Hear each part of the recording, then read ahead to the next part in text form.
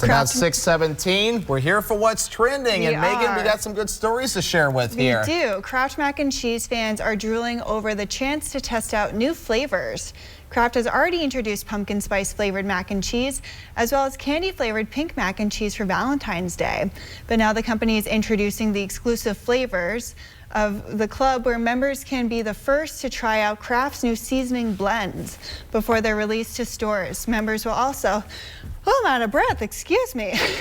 The mac and cheese is just getting me so excited. Do you want me to read for you from here? No, it's okay. Members are also get access to clothing based on each flavor for a plush hoodie and a plush hoodie for Ranch, a jacket for Pizza, and a sports jersey for Buffalo. Becoming a member is a multi-step process that includes signing up on Kraft's website and then acting on social media drops. That's a lot going on there with so many great flavors as well. And just before the break, or just before I came back, a fitness workout for you too just now. I know, I forgot the remote at the desk, so I had to run over, so that's why I'm out of breath, so I do apologize. Yeah, we got to be able to scroll the little prompter there that allows us to read, and also works our closed captioning too, so we want to make sure that people can read what we're saying too. Exactly. But back to mac and cheese. Yes. Are you a big mac and cheese person? Yes, I'm a big fan of mac and cheese. Not only the store-bought stuff, but homemade. But you kind of threw a little curveball here that's kind of mixed. You like some, but don't like others. I like making my own. I'm just a little bit of a mac and cheese snob. I didn't really eat a lot of it growing up, but then I took home mac and I learned how to make it myself. So I kind of like doing it methodically like that. But it's exciting. Like, would you ever try their crazy new flavors, like their pumpkin spice or their Valentine's Day ones? Would you try that? I mean, I would give it a try, though. It sounds interesting. I mean, I don't know if I'd like it or not, but I'd definitely be interested to see, because looks can be deceiving. It may look like, what the heck, right? And then you try it, it's like, this is amazing. So looks can be very deceiving a lot of times. I think it'd be cool if they had like a ranch style one or like a jalapeno one, like spice it up a little bit, maybe like give a little kick to it, because then at least like you can warm up a little bit more on like a cold day with that jalapeno taste, because they're kind of going in that like potato chip land where they have every possible flavor for every potato chip. Maybe they'll do that with mac and cheese too. Maybe get some of the hot sauces from Casa Mexicana too. That'll make it nice and hot. That'd be really yummy. There you go. Maybe burning your mouth up too. Have some water handy too.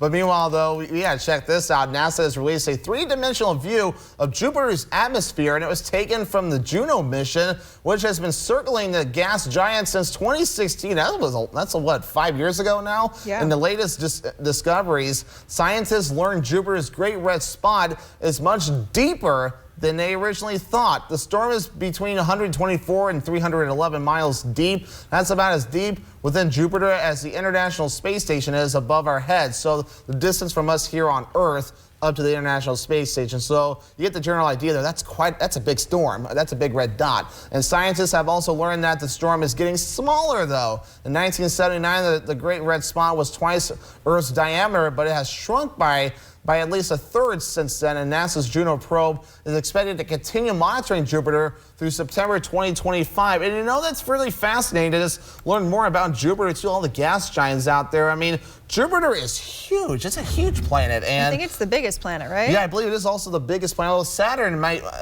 may compete a little bit. I mean, memory's failing me, though, on whether it's Saturn or Jupiter, because Saturn's got those rings, but Jupiter is... It is Saturn. Thank you, Jordan. So, yeah, it is very fascinating there. Be able to just learn about all this. I mean, the rings of Saturn and Jupiter's red storm going on and getting smaller. So, you know, on Earth, all storms come to an end. And it looks like this one on Jupiter, although it's lasted for decades, that's a long storm, will be coming to an end soon, too. That's just so cool that they have this technology that they're able to see the atmosphere and everything like that. I remember Jupiter just because of the big red eye on it. That was like the major... help when I was having tests, was knowing like, oh, that one's Jupiter because it has the bigger definitely. eye. There's always those keys that you look for whenever you're studying for tests too, because there's a lot of things you got to remember for elementary, for all types of school tests. So I don't miss those at all. Yeah. Well, moving on, we also have some things to keep with the spooky vibes of what we've been reporting on. The Florida Keys has a special way to celebrate their spooky holiday in an underwater pumpkin carving contest. With their favorite marine creatures in mind and creative group, the scuba divers faced off was submerged 30 feet beneath the waves off of Key Largo. Underwater artists of all ages used dive knives and fine carving tools to transform their orange gourds. The real challenge, though, is keeping the hollow, naturally buoyant pumpkins from floating off while they were carving their critters And Chicago, Illinois resident Dan Eldsman won the judges with the Sharktastic cutout complete with strobe light. Other standout entries include octopuses, airplanes, jellyfish, hearts, and traditionally toothy grins. I mean, look at that. I mean, they're trying to carve all those pumpkins. I mean, carving a pumpkin is hard enough, though. We did it a few weeks ago. Yes, we did. And you're trying to do it underwater. Look at some of that video there. That is impressive that they can just do that just like that. And of course, it won't be long we'll have to throw those pumpkins away because they're going to rot soon because, I mean, we had to open it up. So that kind of shortens what it can do. That's just so cool that they were able to do that, because being able to breathe underwater with all of your masks and everything, and then having the diligence to be able to carve it at the same time while holding it so it doesn't float away. That's just impressive. You almost wonder there was some training there with that too, or some practicing, I should say. So. Yeah. We'll have to see what happens there. But meanwhile, though, a little cold to do a little bit of underwater underwater carving.